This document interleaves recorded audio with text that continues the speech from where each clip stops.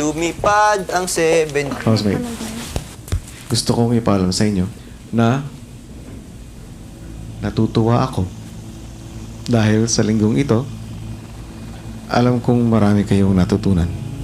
Pero housemates, nalulungkot ako dahil Kim at Gerald bilang mga teacher, hindi kayo naging magandang example sa inyong mga estudyante. Nanalo ang mga teen housemates sa kanilang weekly task for the first time. Papasa kaya sila sa kanilang Bisaya weekly task? Tanan-tana ay pagkalahi-lahi, sa tanaw palang makita na lain-lain o gusto, pero isaray kapainan. Pumasa ka, Claire. Good start, guys! Akong pangalan kay si Matthew Evans. 17 anyos akong edad karon.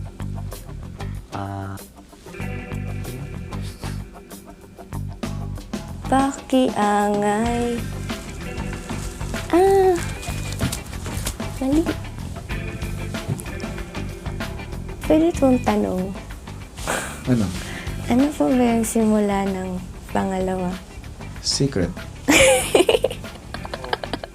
Ihatag na importansya sa imo. Ato yung importansya sa imo. Dahil lang, ihatag na importansya sa imo. Gusto nimo mapaila-ila kung kinsa man jud ka. Pinoy, ikaw kay Pinoy. Kantahin mo sa Bisaya ang puputulin ko. With actions po, with actions. Kim at Claire? Kasama nyo si Olin. Nako, ang iyong pagkamaroon. Putlon nako ang imong mga bisyo. Kanta na ay pagkalahi-lahi. Sa tanaw pa lang kay makita na ayaw kahadlok.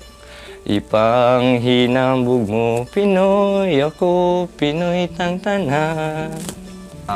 Galing, Mikey pa. Good job, Mikey! Pero mukhang lowbat na ang mga housemates after you. Isa ka pa, ringan. Yun palang kabay o ko. Yun lang po ang kabisat. Ni-appeal ko sa balay ni Kuya dahil ganahan ko mutabang sa akong pamilya.